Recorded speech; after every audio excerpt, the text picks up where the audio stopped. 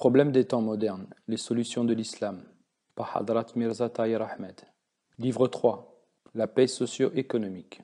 Et le cas de ceux qui dépensent leurs biens pour chercher le plaisir d'Allah et pour fortifier leur âme est pareil à celui d'un jardin situé sur un coteau. La pluie abondante tombe dessus, faisant rapporter des fruits doublement. Et si une pluie ne l'arrose pas, alors une pluie fine suffit. Et Allah voit ce que vous faites. Chapitre 2, verset 266. L'amour des choses désirées est embelli pour les gens, femmes, enfants, trésors amassés d'or et d'argent, chevaux bien nourris, bestiaux, récoltes. Telle est la provision de la vie d'ici-bas. Mais c'est auprès d'Allah qu'il y a une excellente demeure. Chapitre 3, verset 15. Introduction. L'islam dispense un certain nombre de conseils dans le domaine où la société et l'économie se rencontrent. Ces enseignements, s'ils étaient appliqués, transformeraient la vie et la pareraient d'une lumière exceptionnellement belle. Justice économique dans le capitalisme, le socialisme et l'islam. L'idée de justice économique est particulièrement attrayante. Nombreux sont ceux qui ont tenté de s'en attribuer le monopole. Elle est cependant l'apanage autant des sociétés capitalistes, aux économies de marché, que celles qui se revendiquent du socialisme scientifique. Quoique toutes deux parlent de justice, on ne peut qu'être consterné par le fait qu'en réalité, aucun des deux systèmes ne s'est montré capable de faire honneur à la règle d'or de la justice économique. Nous reviendrons sur ce sujet un peu plus loin. Le concept de justice occupe une place essentielle dans l'islam et couvre tous les aspects de ses enseignements. Toutefois, l'islam ne s'en tient pas là. Le communisme cherche à niveler complètement le terrain économique. Si l'on arrose un terrain sans creux ni bosse, l'eau s'y répand uniformément. Il n'est donc plus du tout question d'exigence ou de menace de la part des pauvres pour obtenir par la force une partie de la fortune des riches. Dans une société capitaliste, on parle davantage d'égalité des chances, d'économie de marché, de liberté d'entreprendre, que d'égalité dans la répartition des revenus. Un tel système laisse toujours une place à la création de groupes de pression tels que les syndicats, qui cherchent à obtenir le maximum du gouvernement et d'autres organisations industrielles. Ils représentent les employés et les ouvriers, lesquels éprouvent en permanence le sentiment de vivre dans le besoin et le manque. Dans un système communiste fonctionnant parfaitement, aucune couche de la société ne ressent le besoin de demander quoi que ce soit. Il y a deux cas de figure. Soit la société est suffisamment riche pour distribuer les revenus de façon équitable en fonction des besoins de chacun, soit elle est pauvre et tous ses membres partagent équitablement une condition misérable. Dans tous les cas, il s'agit d'une société dans laquelle les demandes du peuple ne jouent aucun rôle significatif.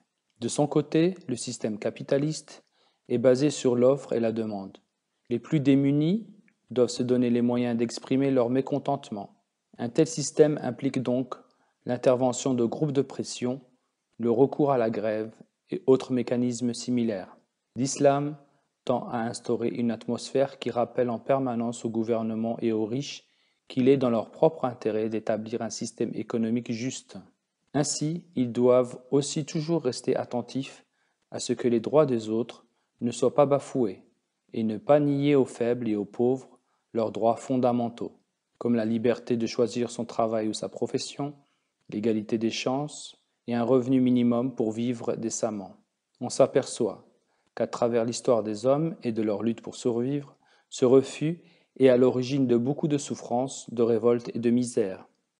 L'islam insiste beaucoup plus sur le fait de donner plutôt que de garder ou de prendre. Le gouvernement et les riches doivent sans cesse être sur le qui-vive pour empêcher qu'une partie de la société se retrouve dépourvue de son droit fondamental à vivre décemment. Un État véritablement islamique prendra les mesures nécessaires pour qu'une telle situation ne puisse pas se développer. Avant que les souffrances ne menacent la paix et l'ordre en se transformant en révolte, on doit en supprimer les causes et satisfaire les besoins. Concernant cet aspect du problème, l'islam semble partager ce principe avec le communisme. En réalité, cette similitude n'est que superficielle. L'islam n'atteint pas ses objectifs à travers le système coercitif préconisé par la philosophie communiste. Le temps ne me permet pas ici de décrire en détail comment l'islam se propose d'atteindre ce grand objectif. Toutefois, nous pouvons brièvement expliquer que son approche n'est ni mécanique, ni dépourvu d'âme ou de vie, comme l'est par exemple le matérialisme dialectique. Le système social islamique est profondément enfoui dans les lois fondamentales du comportement et du psychisme humain. L'islam répand une atmosphère qui incite à être plus exigeant pour les droits d'autrui que pour les siens propres. Le niveau de conscience et de compassion vis-à-vis des souffrances d'autrui atteint un point tel que les membres de la société dans leur ensemble sont plus préoccupés par ce qu'ils doivent à la société que par ce que la société leur doit. Sur ce, les nombreuses traditions suivantes sont attribuées aux saints prophètes. Donnez à l'ouvrier ce qui lui est dû. Payez ce que vous lui devez avant même que la sueur ne sèche sur son front. Ne demandez pas à ceux qui vous servent d'accomplir des tâches que vous-même ne pouvez faire. Dans la mesure du possible, nourrissez vos serviteurs avec ce dont vous nourrissez votre propre famille. Donnez-leur des vêtements similaires. N'agissez pas injustement envers les faibles, ou Dieu vous en tiendra responsable. Pour ne pas devenir fier et arrogant, à l'occasion, faites s'asseoir vos serviteurs à votre table et servez-les. Dépensez pour une bonne cause, même dans les périodes de difficulté. Tout ce qui, de près ou de loin, touche à la dignité humaine, revêt la plus grande importance. Le verset suivant explique comment on doit satisfaire les besoins des pauvres et des nécessiteux. Le pardon de Dieu et la récompense est pour ceux qui dépensent, qu'ils soient dans la prospérité ou dans l'adversité, et pour ceux qui réfrènent leur colère et qui pardonnent aux autres. Et Allah aime ceux qui font le bien. Chapitre 3, verset 135. Dépenser pour les pauvres.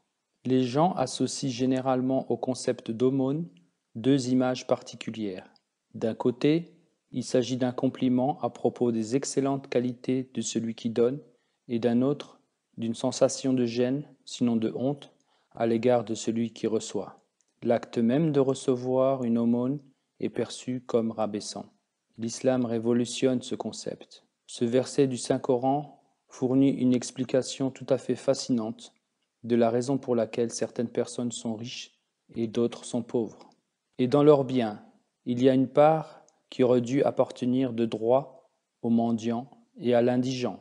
Chapitre 51, verset 20. Les gens oublient généralement que ce verset utilise le mot haqq, c'est-à-dire droit. Il s'agit là d'un terme qui en dit long sur l'attitude de celui qui fait l'aumône et de celui qui la reçoit. Celui qui donne doit ainsi se rappeler qu'en réalité, ce qu'il donne ne lui appartenait pas. Quelque chose de fondamental est faussé dans une économie lorsque certaines catégories se trouvent démunies de tout et sont obligées de demander la charité pour survivre. Le message adressé à ceux qui reçoivent cette aumône, c'est qu'ils ne doivent pas se sentir gênés ou complexés, car Dieu leur a accordé le droit fondamental de survivre décemment et honorablement. Ce que votre bienfaiteur semble vous donner lui a en fait été transmis de telle ou telle manière et vous revient de droit. Comme nous l'avons déjà mentionné, les enseignements de Dieu sont directement liés à la nature humaine. Tout enseignement qui pourrait entraîner un déséquilibre est suivi d'un autre qui fait contrepoids. La gratitude. L'exemple que nous venons de citer n'exclut évidemment pas le danger inhérent à l'éventuelle ingratitude de certaines personnes envers leurs bienfaiteurs. Au lieu d'exprimer leur reconnaissance, ils pourraient se détourner en prétextant que tout ce qu'ils ont reçu leur appartenant de droit, ils ne sont redevables d'aucune gratitude. Encourager une telle attitude se ferait forcément au détriment de la courtoisie et du savoir-vivre. Le Saint-Coran rappelle à celui qui reçoit ses bienfaits qu'il est de son devoir d'exprimer sa gratitude, fût-ce pour la plus petite des bontés. Dieu explique aux croyants qu'il n'aime pas les ingrats. Si vous êtes ingrat, assurément Allah se suffit à lui-même, et il n'approuve pas la gratitude chez ses serviteurs. Et si vous êtes reconnaissant, cela lui plaît en vous. Et aucune âme porteuse de fardeau ne portera le fardeau d'une autre. Ensuite, vers votre Seigneur sera votre retour, et il vous informera de ce que vous faisiez. Assurément, il sait très bien tout ce qui est caché dans les poitrines. Chapitre 39, verset 8. Pour expliquer l'importance de la gratitude, le saint fondateur de l'islam a déclaré « Celui qui n'est pas reconnaissant envers ses semblables n'est pas reconnaissant envers Dieu. Cela signifie que Dieu n'acceptera pas celui qui est ingrat envers les hommes, même s'il est reconnaissant envers Dieu. Ainsi donc, le savoir-vivre, la courtoisie et la gratitude sont loin d'être déconseillés par le verset du Saint-Coran cité ci-dessus. Ce message simple, adressé à celui qui reçoit des faveurs, explique qu'il ne doit pas avoir de complexe, ni perdre sa dignité. Donc le fait d'exprimer sa gratitude n'est pas contraire à la dignité de l'homme. Au contraire, il l'élève davantage. En ce qui concerne celui qui donne, l'enseignement de l'islam est complètement différent. Le Saint-Coran considère qu'en acceptant les remerciements comme si on les méritait, on manque totalement de dignité et de modestie. Cette attitude civilisée se trouve partout dans le monde. Il y a pourtant une différence fondamentale entre ce savoir-vivre universel et l'attitude noble enseignée par l'islam. L'islam encourage le service de l'humanité pour des raisons plus nobles que celles qui consistent à agir dans le but de satisfaire un désir naturel ou d'obtenir une bonne réputation par des actes charitables. L'islam rappelle à l'homme que le bien qu'il fait sert la cause de Dieu dans le but de gagner son amour et d'obtenir ses faveurs. Il est donc tout à fait clair qu'un véritable musulman, lorsqu'il donne à un homme dans le besoin, ne le fait pas pour lui-même. Il le fait uniquement pour plaire à son Créateur qui lui a donné tout ce qu'il possède. À la lumière de ce principe, tout ce que nous dépensons pour les autres est une expression de notre gratitude envers notre Seigneur et non une faveur accordée à autrui. Cette attitude superbe trouve son origine dans l'un des tout premiers versets du Saint-Coran. « Et dépensent ce dont nous leur avons fourni » chapitre 2, verset 4. Ce n'est donc pas par courtoisie qu'un véritable croyant rejette la gratitude. C'est parce qu'il considère que la personne qui a reçu ses faveurs doit être reconnaissante envers Dieu et nul autre. Les croyants, véritables, qui comprennent la signification du mot foi, se sentent extrêmement gênés lorsqu'on les remercie pour leurs faveurs. Le Saint-Coran déclare « Et pour l'amour de lui, ils nourrissent l'indigent, l'orphelin et le captif, même lorsqu'ils sont eux-mêmes dans le besoin, disant « Nous vous donnons à manger uniquement pour le plaisir d'Allah. Nous ne désirons de vous ni récompense, ni remerciement. » Chapitre 76, versets 9 à 10. D'ailleurs, il ne s'agit pas de simplement nourrir les indigents. Ce qui compte, c'est de les nourrir en connaissant soi-même la signification de la faim et des souffrances et en partageant leurs douleurs sans attendre ni récompense, ni remerciement. La beauté de ce verset est éblouissante.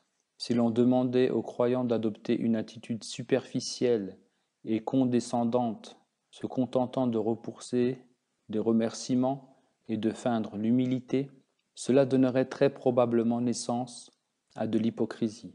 Lorsque l'on répond « pas de quoi », on est bien conscient de notre supériorité sur celui qui nous remercie. L'enseignement de l'islam est beaucoup plus subtil. Le bienfaiteur doit se rappeler qu'il n'a pas le droit de vendre 2 fois ses biens à des personnes différentes. Un acte de bonté doit être accompli soit dans le but de plaire à Dieu, soit celui de gagner les faveurs du public. Selon ce verset, il n'est pas possible d'avoir les 2 intentions en même temps.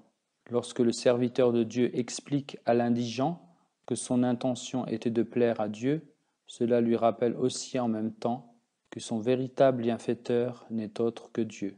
Tout complexe éventuel d'infériorité est immédiatement balayé.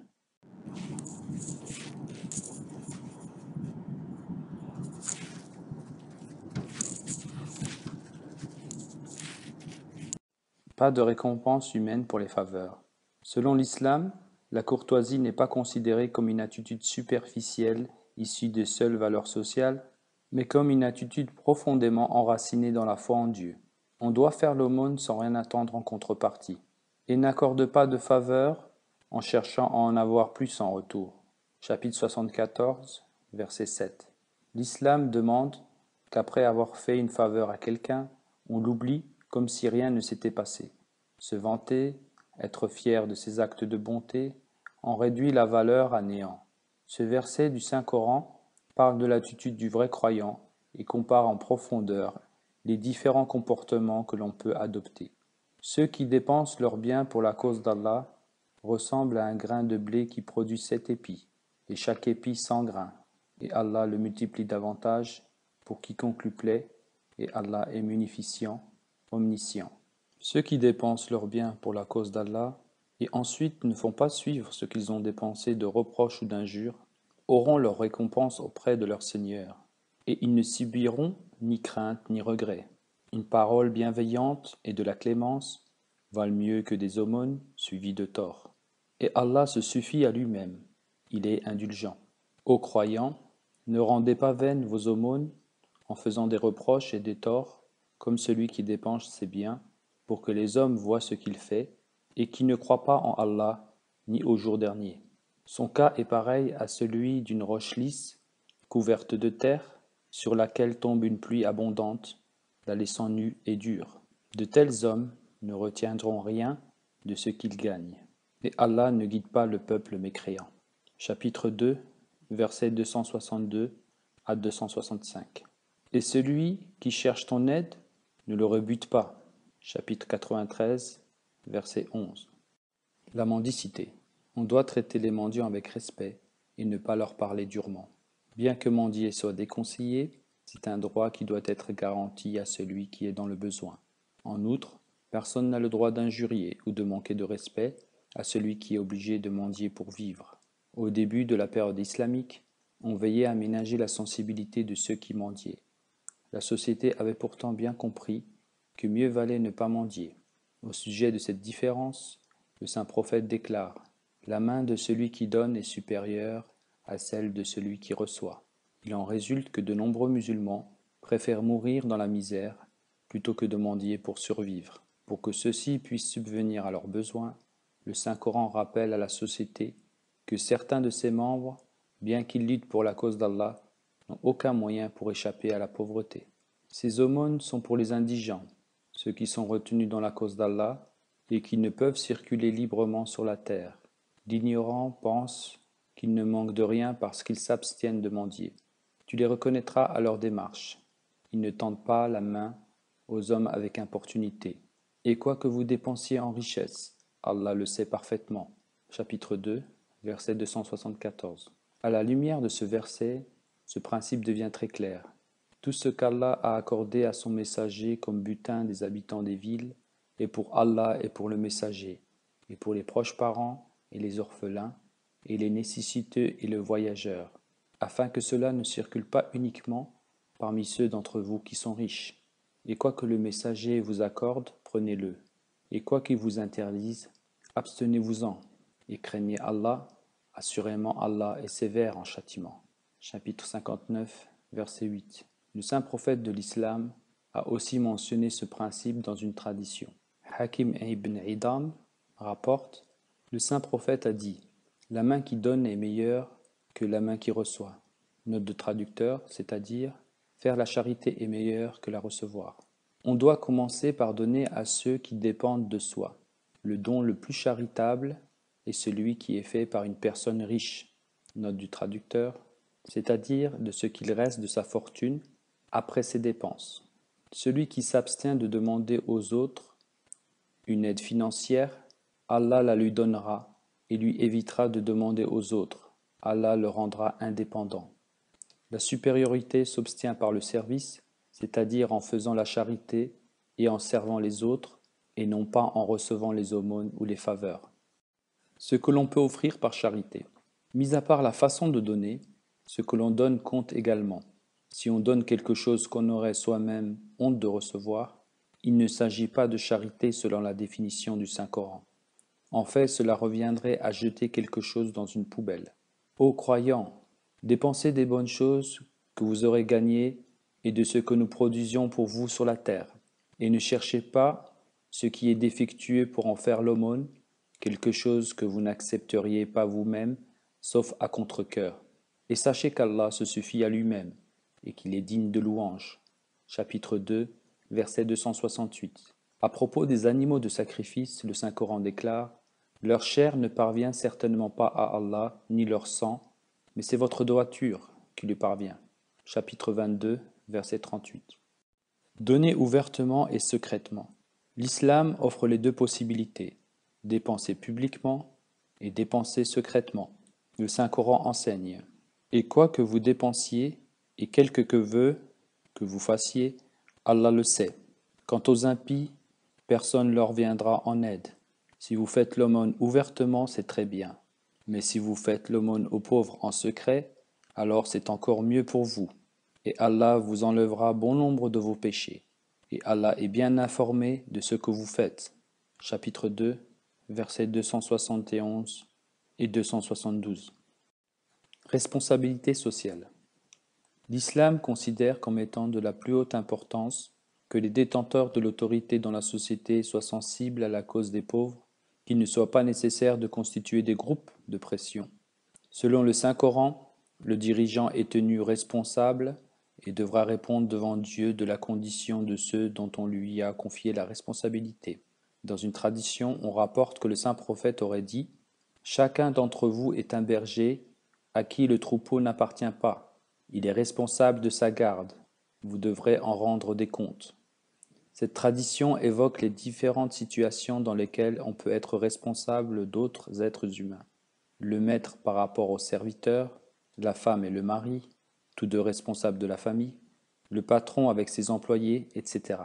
Chaque fois le saint prophète a répété « Rappelez-vous que vous devrez rendre des comptes. » Omar, le second calife de l'islam, avait l'habitude de se promener la nuit incognito pour se rendre compte lui-même de la condition de ceux dont il avait la charge. Une nuit, alors qu'il marchait dans l'une des rues de Médine, il entendit les cris d'un enfant qui semblait souffrir. Il s'approcha de la maison d'où provenaient les cris et y découvrit 3 enfants assis avec leur mère autour d'un feu sur lequel bouillait une marmite. Il leur demanda ce qui se passait. La mère répondit « Mes enfants ont faim, mais je n'ai rien à leur donner. C'est simplement pour les réconforter que j'ai mis quelques pierres dans de l'eau pour leur faire croire que quelque chose cuisait. C'est ce que vous voyez. » Touché et attristé par ce qu'il venait de voir, Omar rentra immédiatement. Il réussit à trouver de la farine, du beurre, de la viande et des dattes et les mit dans un sac. Il demanda à un esclave qui se tenait près de lui de l'aider à mettre le sac sur son dos. L'esclave s'étonna de ce que Omar voulait porter lui-même le sac et demanda la permission de le porter. Omar lui répondit « Aujourd'hui, vous pourrez certainement porter ce sac pour moi. Mais qui portera mon fardeau le jour du jugement ?» Il voulait dire par là qu'au jour du jugement, l'esclave ne sera pas en mesure de répondre à la place de Omar sur la façon dont celui-ci aura accompli son devoir. Omar devait le faire lui-même. C'était une sorte de punition qu'il s'infligeait car il se sentait responsable de la misère de cette femme et de ses enfants. En fin de compte, c'est parce qu'il s'estimait responsable de toute la communauté qu'il devait s'en acquitter lui-même. Il est physiquement impossible à tous les chefs de gouvernement d'imiter Omar. Tant par son esprit que par son attitude, Omar reste un excellent exemple. C'est de cet esprit dont les sociétés modernes doivent s'inspirer. Si les dirigeants deviennent sensibles à la cause du peuple et à leurs souffrances, avant même que celui-ci revendique au nom de ses privations, ceux qui gouvernent se sentiront alors obligés de prendre les mesures nécessaires, non pas peur, mais poussés par la voix de leur conscience. Limite étendue des dépenses. Le Saint-Coran élargit considérablement le champ des définitions attribuées à ce que l'on peut dépenser pour la cause d'Allah. L'un des versets du Saint-Coran présente ce concept d'une façon tout à fait extraordinaire. Allah déclare que les vrais croyants sont ceux qui croient à l'au-delà, qui observent la prière et dépensent ce que nous leur avons fourni. Chapitre 2, verset 4. Cela couvre toutes les facultés, toutes les qualités, mais aussi toutes les formes de biens matériels, de relations humaines et de liens affectifs. Cette expression renvoie encore à des valeurs telles que l'honneur, la paix et le confort. En bref, rien de ce qui se conçoit n'échappe au domaine de l'expression coranique « wa mimma razaqnahum ».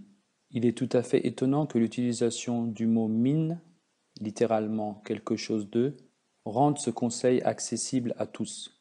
Ce verset ne dit pas que nous devons dépenser soit une quantité déterminée, soit tout ce qu'Allah nous a donné pour sa cause. On doit seulement dépenser quelque chose de ce que Dieu nous a donné. Le terme « quelque chose » est si flexible que les gens généralement faibles eux-mêmes, ceux qui n'ont pas la force d'offrir des sacrifices substantiels, peuvent au moins participer dans la limite de leurs capacités.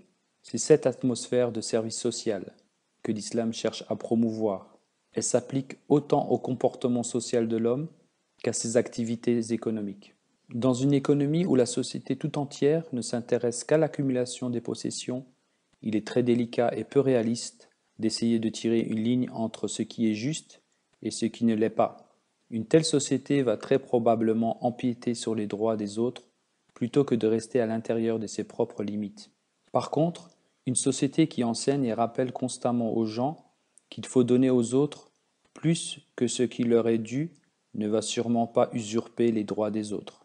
Il est difficile d'imaginer comment l'exploitation pourrait fleurir dans un tel environnement. Servir les autres.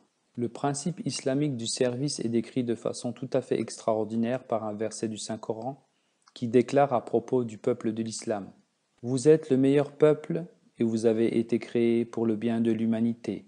Vous enjoignez ce qui est bien, vous interdisez le mal et vous croyez en Allah. Et si les gens du livre avaient cru, cela aurait été meilleur pour eux.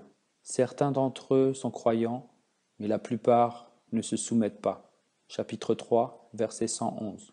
Cela signifie que les musulmans resteront les meilleurs aussi longtemps qu'ils garderont l'esprit du service. Le message ainsi transmis aux musulmans est : si vous échouez dans votre service des autres, vous perdrez alors votre droit de revendiquer la supériorité de l'islam et de l'Ummah, la communauté musulmane. Interdiction de l'alcool et des jeux du hasard. Lorsqu'on parle de dépendance vis-à-vis de certaines substances toxiques, on pense généralement à la drogue. Pourtant, prise dans un sens plus large, cette expression englobe une autre donnée qu'on a tendance à oublier. Je veux parler de la place qu'occupent certains plaisirs dans la société, tels l'alcool et les jeux du hasard, qui ne présentent pourtant rien de bon pour la paix et la tranquillité collective. Le jeu s'est institutionnalisé dans la plupart des pays industrialisés. Même dans les pays où il n'est pas aussi répandu, le jeu du hasard se retrouve comme un passe-temps à presque tous les niveaux. Quant à la consommation d'alcool, c'est le second mal auquel les sociétés de notre planète se sont abandonnées. Le Saint-Coran interdit le jeu et la consommation d'alcool. Ô vous qui croyez, les intoxicants, les jeux du hasard, les idoles, les flèches divinatrices ne sont qu'une abomination, une œuvre de Satan. Fuyez donc chacune de ces choses afin de pouvoir prospérer. Satan ne désire que créer l'inimitié et la haine parmi vous au moyen des intoxicants et des jeux du hasard, et vous retenir ainsi de vous souvenir d'Allah et de la prière. Mais vous abstiendrez-vous ? Chapitre 5, versets 91 à 92. Le saint prophète a déclaré que l'alcool est à l'origine de tous les maux, littéralement la mère de tous les maux. Ces deux vices sont tellement répandus et universels qu'il est impossible de les séparer. D'un point de vue politique, l'Est et l'Ouest ne s'uniront peut-être jamais, mais en ce qui concerne la consommation d'alcool et le jeu du hasard, l'Est et l'Ouest, le Nord et le Sud se sont déjà rejoints. L'alcool et les jeux du hasard sont des vices socio-économiques particulièrement néfastes. L'argent dépensé quotidiennement sur l'alcool suffirait à nourrir pendant plusieurs semaines les Africains touchés par la famine. En outre, même dans les pays les plus pauvres, la consommation d'alcool n'est pas considérée comme une activité de luxe inaccessible. Il y a des millions d'Africains qui, bien qu'étant incapables de satisfaire les besoins essentiels de leur famille, trouvent pourtant le moyen de boire de l'alcool. Au sud de l'Inde, où l'on ne trouve pas de vin préparé industriellement, les gens fabriquent un élixir local qui leur sert de substitut. Toutefois, dans une certaine mesure, il faut dire que la pauvreté limite la propagation de ce vice redoutable qui est à l'origine de tous les maux. Les dépenses consacrées aux boissons alcoolisées augmentent parallèlement aux revenus des habitants, mais personne ne semble s'en préoccuper tant qu'on n'atteint pas le degré qualifié d'alcoolisme. On peut se demander pourquoi traiter l'alcool et les jeux du hasard, qui sont aussi anciens que l'homme, comme des problèmes contemporains. En réalité, on les retrouve à toutes les époques et dans toutes les sociétés, et de par la nature, on les considère comme des problèmes permanents. Du point de vue économique, le jeu du hasard est plus répréhensible que la consommation d'alcool. L'argent change de main sans un équivalent matériel tangible. L'argent circule sans participer au développement économique ou à la production de richesses. L'argent circule mais ne sert aucun but. Le libre-échange veut que l'argent serve l'économie d'une manière ou d'une autre. Avec le commerce, l'échange des biens bénéficie généralement à l'ensemble de la collectivité. Dans la majorité des transactions commerciales, il est inconcevable de perdre de l'argent. Par contre, la règle des jeux du hasard veut qu'une grande majorité perde dans la plupart des cas. Très peu de casinos font faillite. Il faut des milliers de perdants pour que quelques-uns gagnent. L'échange porte alors sur quelques minutes de sensations fortes durant lesquelles on ne sait pas encore si l'on va perdre sa mise. Puis on commence en espérant pouvoir regagner ce qu'on vient de perdre jusqu'à ce que le stress et la tension dépassent largement l'excitation que procure le jeu. L'angoisse et la peur ne se limitent pas à la seule personne et les relations familiales commencent à se détériorer. Chez les couches les plus défavorisées, les besoins quotidiens des proches et des membres de la famille sont sacrifiés. Le Saint-Coran interdit la consommation d'alcool et le jeu du hasard, tout en reconnaissant que, dans une certaine mesure, ils présentent certains avantages. Toutefois, leurs effets négatifs sont beaucoup plus importants que leurs effets positifs. Il t'interroge sur le vin et le jeu du hasard. Dis-leur, tous deux comportent un grand péché, en même temps que certains avantages pour les hommes. Mais le péché l'emporte sur les avantages, et ils te demandent ce qu'ils doivent dépenser. Dis-leur, dépensez ce dont vous pouvez vous passer. C'est ainsi qu'Allah explique ses commandements, afin que vous puissiez réfléchir. Chapitre 2, verset 220. On pourrait rétorquer que la manière dont on dépense l'argent qu'on gagne ne regarde personne et qu'il faut laisser chacun faire ce qu'il veut. La société n'a pas le droit de s'interposer dans les libertés individuelles au point de décider de la façon dont on pourrait dépenser son argent. Rappelons-nous que la plupart des enseignements religieux consistent en recommandations et en conseils. Les mesures coercitives n'y ont aucun rôle à jouer, exception faite, bien entendu, pour les crimes identifiables d'un point de vue non religieux. Le meurtre, le vol, la fraude, la corruption et l'usurpation des droits d'autrui tombent dans cette catégorie. Ce que dénoncent les religions, ce sont les crimes qui empoisonnent l'ensemble de la société, punissant par la souffrance occasionnée l'individu et son entourage.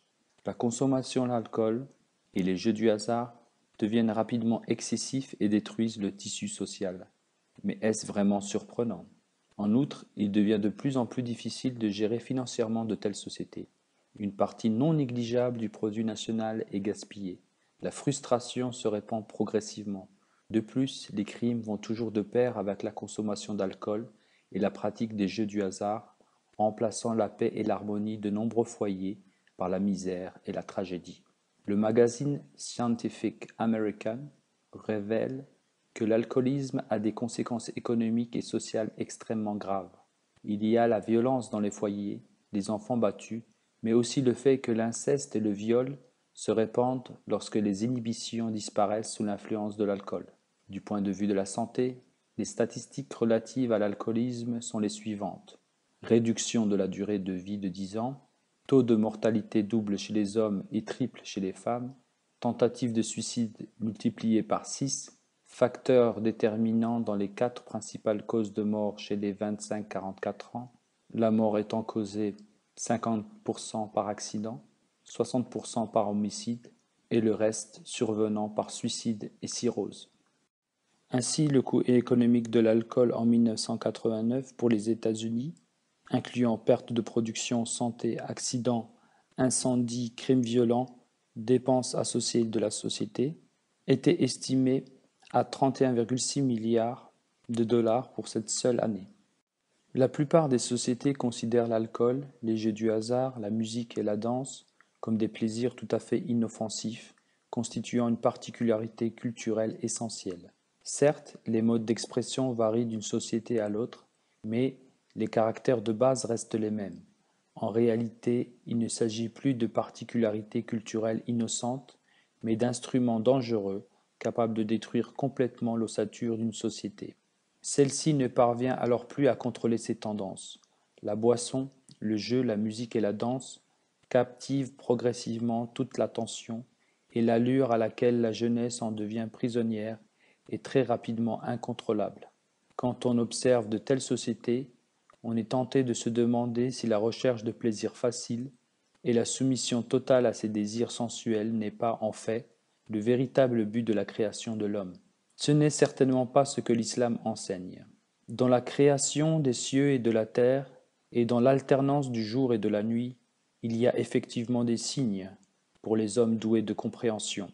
Ceux qui se souviennent d'Allah, qu'ils soient debout, assis ou couchés sur le côté, et qui disent « Notre Seigneur, tu n'as pas créé cela en vain. Béni sois-tu. Sauve-nous donc du châtiment du feu. » Chapitre 3, versets 191 et 192. Le Saint-Coran adresse cette déclaration aux serviteurs d'Allah qui, après avoir réfléchi sur le sens de la vie, déclarent que le but de la création, quel qu'il soit, n'est certainement pas la vanité. Ces versets du Saint-Coran nous rappellent la joie d'Archimède lorsqu'il poussa son célèbre cri « Eureka !». Il existe donc deux climats complètement différents. Selon le Saint-Coran, l'homme a été créé pour atteindre le but sublime de marcher sur la route qui conduit à son Créateur. Le Saint-Coran décrit la signification de l'adoration au sens le plus large. « Et je n'ai créé les djinns et les hommes que pour qu'ils m'adorent. » Chapitre 51, verset 57. Quand on examine chaque façon de rechercher le plaisir, on se demande qu'est-ce qui pourrait bien justifier son interdiction totale. D'ailleurs, les Occidentaux ont beaucoup de mal à comprendre pourquoi l'islam est puritain au point de paraître aussi terne. En réalité, l'islam n'est ni terne ni ennuyeux, contrairement à l'impression qu'on a au premier abord. Ceux qui acquièrent le goût de la bonté découvrent le plaisir sublime que procure un acte apparemment insignifiant. Les plus chanceux font véritablement l'expérience de l'amour de Dieu et sont transportés vers un état transcendantal sublime, d'où les plaisirs mondains apparaissent inutiles, vains et transitoires. Dans une société qui ne s'adonne pas du tout à la poursuite des plaisirs, on ne se retrouve absolument pas les mains vides à la fin de la journée. En conclusion, il s'agit d'échanger les valeurs que sont l'excitation, l'euphorie, les expériences sexuelles paroxytiques et les délires explosifs contre les valeurs de la paix, la tranquillité, l'équilibre, l'impression de sécurité, la noblesse et la satisfaction, dont nul n'ignore qu'elles sont en elles-mêmes une récompense sublime. Quand on compare globalement les deux climats sociaux, il est facile de comprendre que l'arbre de la dévotion et de l'amour de Dieu peut rarement prendre racine dans une société qui court après les plaisirs immédiats et matériels. Quoiqu'il y ait forcément des exceptions, elles ne sauraient que confirmer la règle. Ces deux climats sont en effet extrêmement différents.